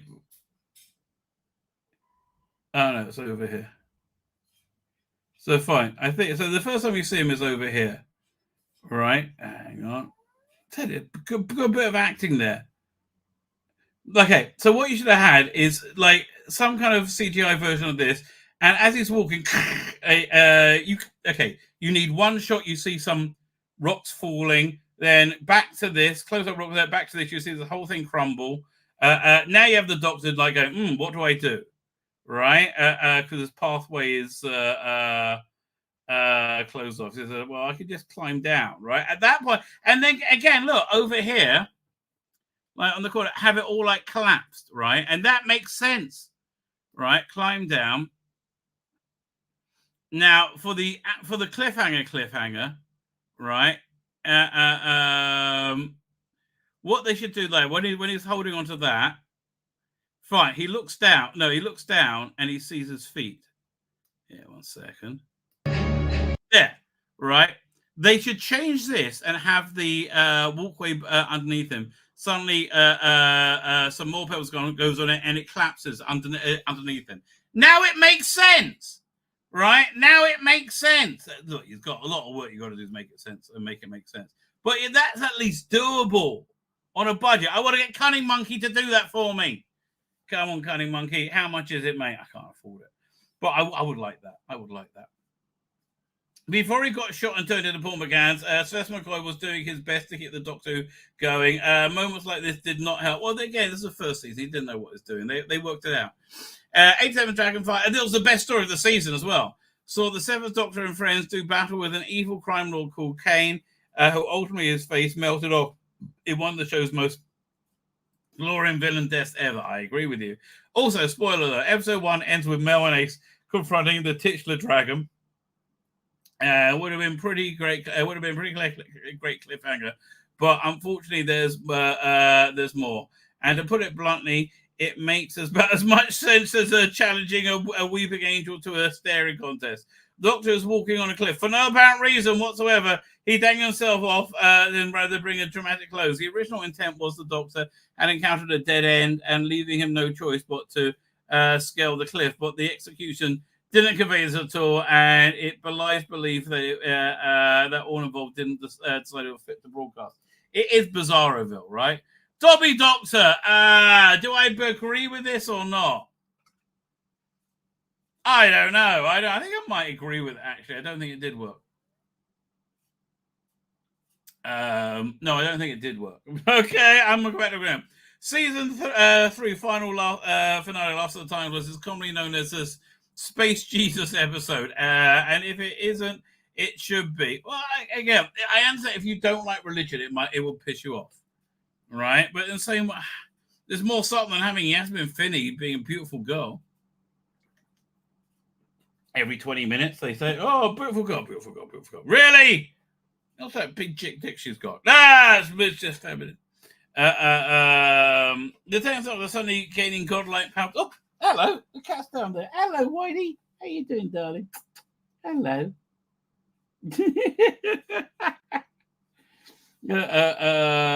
Tenth Doctor suddenly gaining godlike powers. Well, not really. During a pretty dumb, pretty dumb, but it easily forget how ridiculous it looked immediately before this. Yeah, look, the Dobby Doctor, I can't disagree. It didn't work out right. It begins with the episode as an old man. The Master has aged him 100 years, and first display of the power ages him another 900 years. And yeah, he looks like a shriveled peanut. This pickled house elf. Emerges from the Tenth Doctor's clothes in what is meant to be a heart-wrenching moment. Instead, it looks like somebody left Yoda out in the sun for too long. Somebody get this man a face cream. Aside from the laughable way in which the Doctor age is depicted, it doesn't even make sense for a Time Lord. There's 1,000 years. It's pocket change. I don't think that's true, but whatever. He doesn't like the space user. The systems aren't the problem. What episode is this? Oh, it's Kablam! I was like, how is this Doctor Who? I was like, oh, it's Jodie who? That's fine. Fine, that answers that question. Kablam is shit. Oh, and that's like one of their best episodes. Kablam begins with the Doctor and her companions getting a mysterious mystery package from, well, Kablam. It's like Amazon, but in space. For most of the episode, the plot goes exactly where you would think. They track down Amazon to go. The company is portrayed as a cold, soulless, putting profit before workforce. It even feels like everything is heading towards the big showdown between the humble workers and the evil corporation until everything gets completely flipped. The finale, the final act makes it very clear that everything wrong with Kablam is the fault of one person, Charlie, a worker who is angry with that robots are taking jobs from the humans. He's weaponized the company's bubble wrap and plans to use it to kill a bunch of customers to essentially throw the bigwigs under the bus. Granted, Charlie's hardly a saint, but the speed in which the episode pivots from anti-corporation to anti-worker is shocking. Well, again, look, this is Jodie Whittaker who? It's just dumb. Like, it was just badly written cack. Right? It's dumb. Jodie Whittaker is dumb. I am sorry. Grant Jones hardly a saint, but in what universe did the writer think that fans of Doctor Who, a show that's always looked out for the little guy, will feel sympathy for a creepy AI robot stealing people's jobs and the money-grubbing executives who control them? Some baffling messaging indeed. Again, this was all through the Jodie era. None of it ever made any bloody sense, right? It was all like just baffling. I think baffling's the right word. Right? Like this one you can't even work out. Like the critical race theory episode, Rosa. Right? At least you can work out. Yeah, boy, man. I don't know who's writing this, but I like the cut of their jib. Dr. Sasam Yoga, yes, it didn't fucking work. Okay? None of this, like, I'm sorry, it didn't work. This is one's going to be divisive, but hey, we're not here to play peacekeeper. I think you're really right. I agree with you. The middle chunk of the 6th anniversary specials catapulted the Doctor and Donna to the edge of creation, where they encountered two formless beings that stole their shapes, having no concept of how conventional life forms work. These beings take a while to. I mean, this really should have been a short story he wrote for an anthology or something. This shouldn't have been a bloody episode. These beings take a while to adjust to their fleshy avatars, leaving some body horror to define the episode. Sadly, none of it works. Not all of it works. Well, I think most of it doesn't. Certain moments, like when Tennant pops his head through his own legs, it looks like he's auditioning for Gallifrey's Got Talent. Let's have a look at that picture. Yeah. And when the pair of them grow so big they are wedged in the corridor, are both too amusing to be taken seriously, and too rough around the edges to be convincing. Ambitious, yes. You can imagine how it would have. Can you imagine how it would have looked in the 80s? But it's a clear case of the show's reach exceeding its grasp. Yes, so true. Oh, I really, really agree with this article. Also, somewhat distracting considering the episode's reiteration that the two pose a grave threat to the real universe. Yeah, it was cack, mate. It was cack. The internet joke? This must be more Jodie. All right. Okay, wait. You know what weren't funny 15 years ago? Jokes about people having to talk to each other in person. You know what is still wasn't funny. You know what still wasn't funny now? The 2019 resolution pits the 13th Doctor against a lone Dalek and a solid and it's a solid adventure overall. I don't think so at all. You got Jodie Whittaker all the way through it. She's awful. As we know, even a single one of Scaro's finest is a handful, and the twisted idea of the Dalek puppeting human is genuinely chilling. Yeah, but it's very hard to notice when it's Jodie Whittaker. At one point, the Dalek drains power across the UK, shutting down all the country's phone networks and Wi-Fi. Cut to some random family trying to get the internet access restarted. And a few hopeless seconds, the mother remarks in horror, "They'll have to have a conversation. Dear God." It's a lazy observation that that doesn't ring true with most families. And what's more, it isn't very funny. It's pure Chris Chibnall. Pure Chris Chibnall. These poor people can't even face the prospect of talking to each other without getting anxious. So they need serious help. Sadly, it's true. It's indicative of a broader problem with Chibnall's writing, wherein he has all the subtlety of a giant Titanic flying over London, considering they had to get a bunch of actors just to set just for this one moment. They should have left it out. Huge waste of money. I think I'm going to agree with this. Yeah, this is what story? Tom and the Tentacle. Creature of the Pit. Yeah, this is it's near unwatchable. I mean, maybe like some serious CGI to replace this, but it's near unwatchable. It really is. It's like a giant dick. Lovely old Tom Baker played the Fourth Doctor for 7 years, and it was bound to have done some weird things that time. That's true. The Creature on the Pit. The Doctor and Romana visit the Cloris, where metal is extremely rare commodity.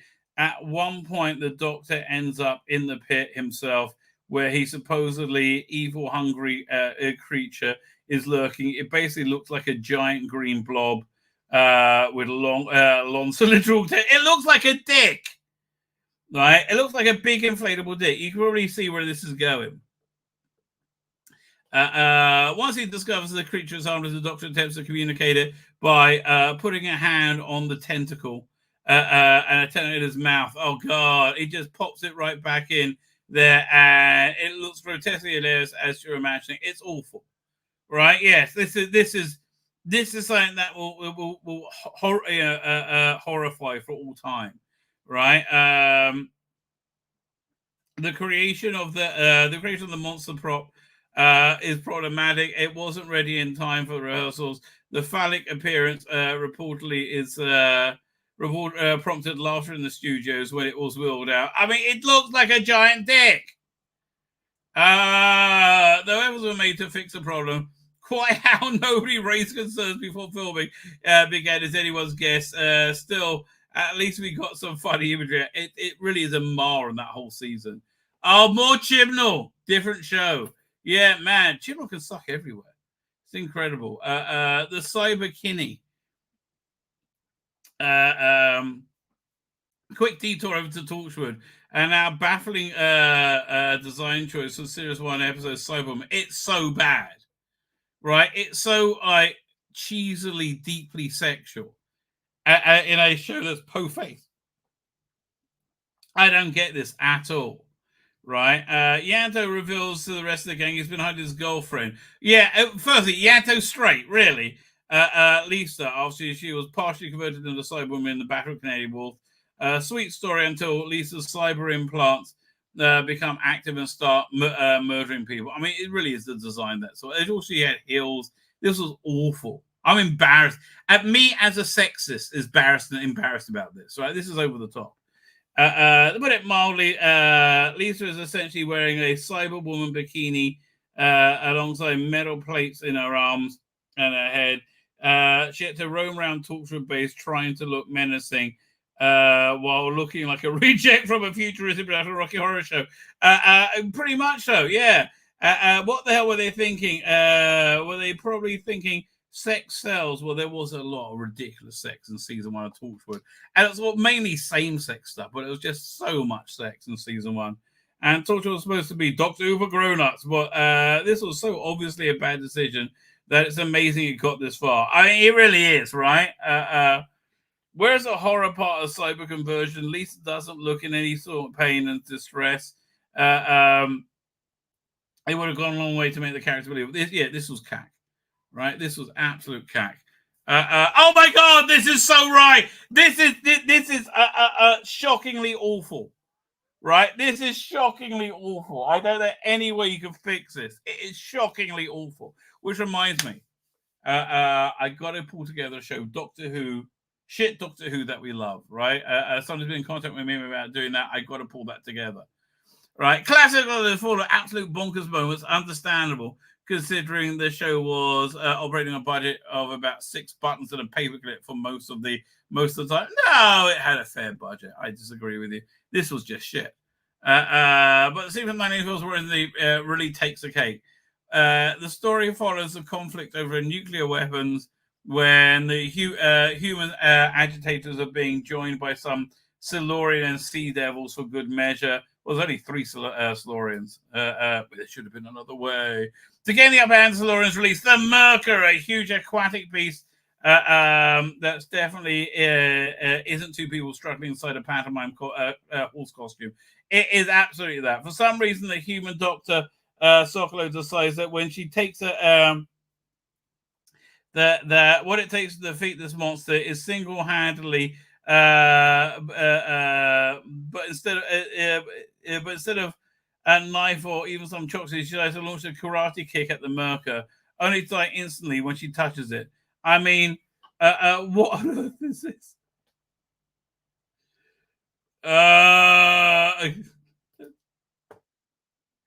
One second.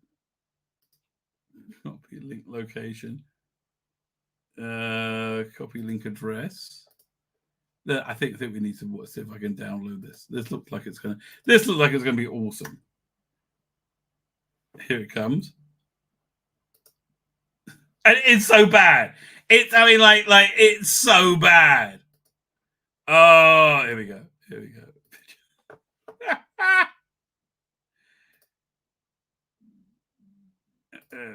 Karate. Yeah, I just don't. If they could set her up as being some kind of karate, I don't remember if she was a spy or something.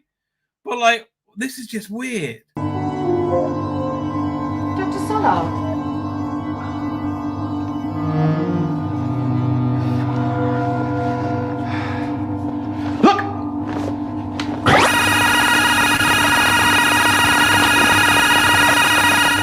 Them being totally the best person in that scene.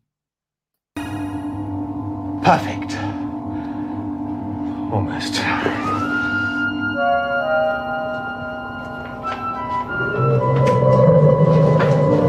could have really started from here, frankly.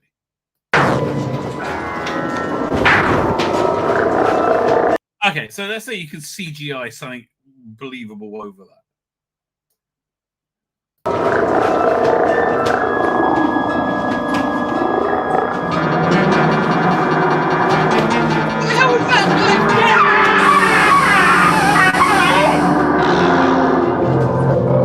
Okay, the only way you can fix that is if you cut out the karate bit, right, and just have the Merker zap her, right? Because it's awful.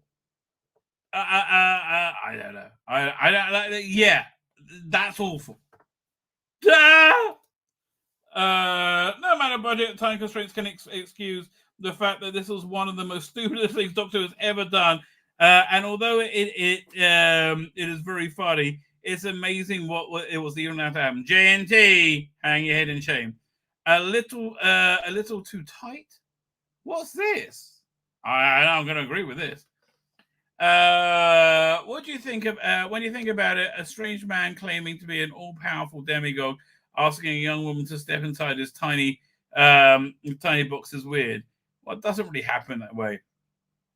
And lines like this don't do the Doctor any favor. Nightmare and Silver sees 11 and Clara do battle with the Cybermen in the abandoned intergalactic. This is no way the worst thing ever. Theme park. The episode is mediocre and inoffensive as they come. It had good points to it as well. And takes a hard swerve into cringe territory when the Doctor drops this clangor of a speech about his companion. When Clara leaves the TARDIS at the end of the episode, the Doctor mumbles to himself that she's a mystery wrapped in an enigma, squeezed into a skirt that may be just a little too tight. right? Well, that's Moffat liking doing what's it good? Like doing romantic comedies, right? That's Moffat for you, right? I don't really can really be. That didn't seem cringe at all. This is not in the category of any of the other ones that we've seen. When Clara, this was clearly intended to be a moment of realization when the Doctor understands how important Clara is, but it considered he's already had several of those thoughts throughout the series. It feels unnecessary and uncomfortable. Even it doesn't even sound like something the Doctor would say. And in fact, he says it to himself alone in his box. Makes him. I don't know. I think you're being wrong about that. I disagree with you. I agree with all the other ones, right? Can I go back to who wrote this? I agree with everything else. Didn't have the writer here. Sounds like it.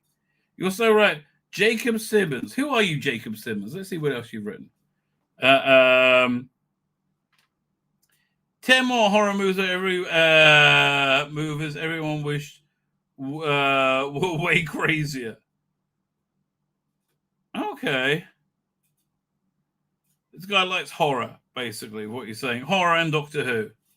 I disagree about the last one. I think, generally speaking, that was a worthwhile article, right? I kept saying this one. Let's have a quick look at this before we move forward. 10 TV shows that embarrassing us and released at the time. Yes!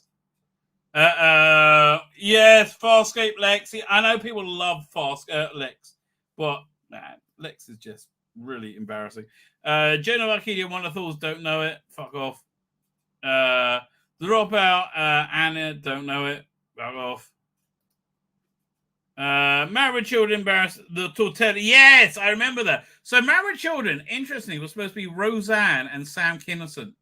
That's who it was made for. Who was in the Tortellas? Look, Married with Children was such a groundbreaking show. Like you had gay relationships in it, huge stars launched from it. It took the piss out of itself. It took the piss out of everyone. It was really a really great show. I think it was an important show. I'll talk to it as a spinner from Cheers. Oh, really? It lasted 4 months. I knew I recognized it, man. I'm surprised it lasted that long. Yellow Jackets, Embarrassed the Wilds, don't know it. Bewitched, Embarrassed. I disagree. Their Dream of Genie is way more spankable than Bewitched, okay? They complement each other. Airwolf, Embarrassed, Blue Thunder, yes. 30 Rock, Embarrassed, Studio 60, yes. Studio 60 on the Sunset, it was shit. It was a Hill Street Blues-like drama about making Saturday Night Live, or a Saturday Night Live type show, where 30 Rock was about making a Saturday Night Live show, which was much funny. ER Embarrassed, Chicago Hope, yes. And Sherlock Embarrassed, Elementary, oh, so much so. So much so. Let's go look at, let's see what's been going on in the world. Where is a bit of bounding in the comics action? Henry Cavill, you are selling me. You sell everything so well. Star Wars lead Ewan McGregor makes desperate plea, asks fans to write to Disney for second season. And we're like, fuck off. Fuck off, Ewan McGregor. Fuck you up the arse. And not in a complimentary way. Fuck off. I'm sorry. You that piece of shit that about Baby Leia. It was shit. It was epically shit. It was mind-meltingly shit, right? There's no way I would ask for more of that. No, you're not. We don't want more of that. Marvel's full title for Deadpool 3 is so creatively bankrupt, it's impressive. Let's see what it is. So the full title Deadpool 3 will probably be one of the absolute worst. Deadpool and Friend. It's a joke. It's a joke. I mean, no, it is going to be called Deadpool and Friend, but it's a joke. Batman Cape Crusader will be darker than its forebears, but won't feature Kevin. What is this? A new Batman cartoon? The next Batman cartoon will do battle with, to carry the mantle begun by Bruce Timm.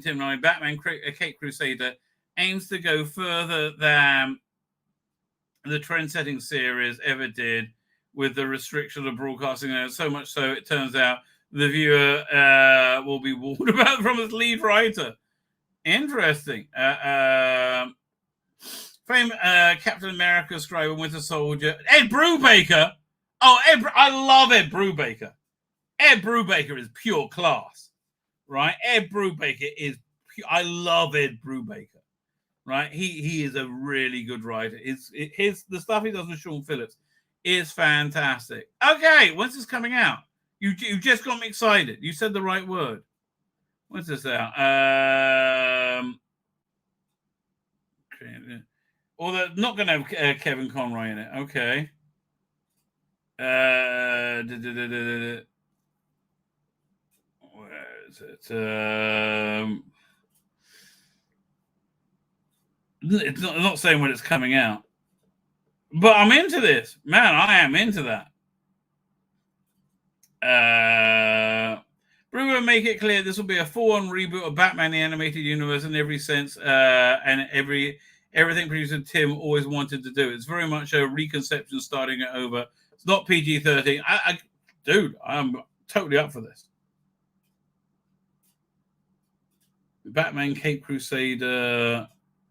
Let's do this. Batman Cape Crusader premiere. And do we know what service is going to be on? Premiere date. I guess they don't know anything about it yet. Oh, it's from 2023.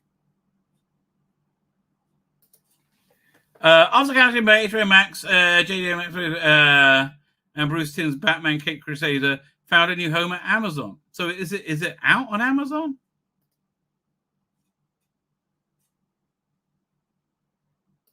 It's got 2 seasons. When did this come out?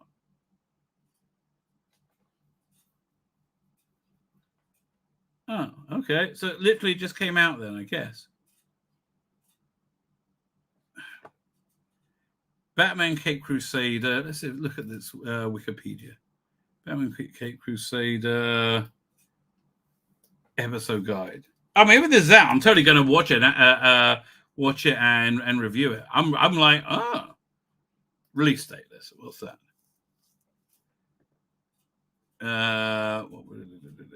Fine. Let's just do Batman Cape Crusader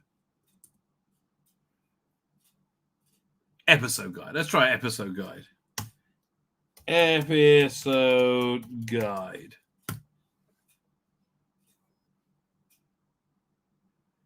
So, why does it think it's a... Okay, do we have the premiere date of this?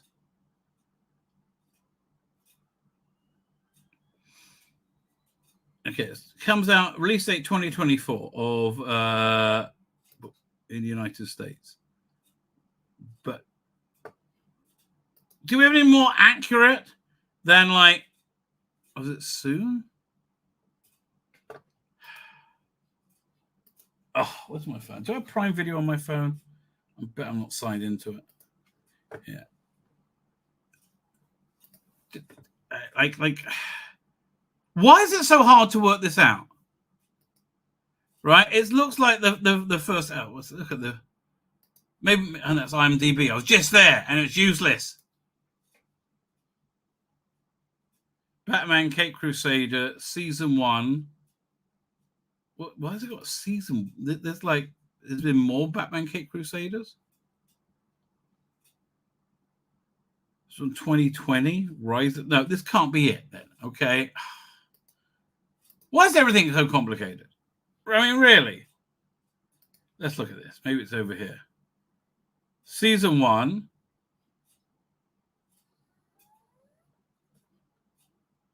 Ten episodes in 2024. Okay, Nielsen ratings aren't out yet. This is saying Kevin Conroy as Batman, but no one's really saying anything. Okay, I don't know if this is out. I don't know if this is out. This is just, again, this is just annoying. But I'm up for watching this though. This has really got my interest. Restore point review. Flawed visual wonder. I don't care. Visual wonder of the future. Okay. After writing an opinion piece describing electric vehicles as a bit soulless, Mr. Bean actor Rowan Atkinson blamed in House of Lords for poor EV sales. Oh, my wife just got an EV, like literally just now. It's coming in about a week or so. This is a weird story. I think we're going to cover this in more detail tomorrow. Actor of Star Trek Will Wheaton has a bizarre meltdown over Larry David's attack on Elmo. Appalling, unforgivable, despicable. I guess. I guess I have to watch the episode, right? Christopher Lee committed to leaving politics out of playing Superman. The way I deal with it is to miss it completely. Well, he's also dead, right? The race and gender swapping Pirates of the Caribbean. Disney Plus Canadian Plus announces a loss of 1.3 million subscribers following price hike. Yeah, look, this has not been a good time for Disney and the Eternals.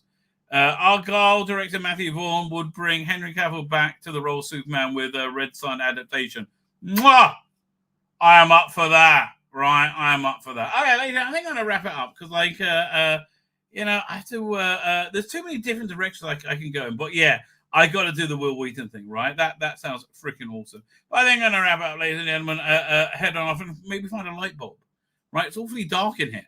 Right, I'm not sure I like this. It's all spooky. Fine, everybody. With that, ladies and gentlemen, I'm going to hit the end broadcast and say good night, good luck,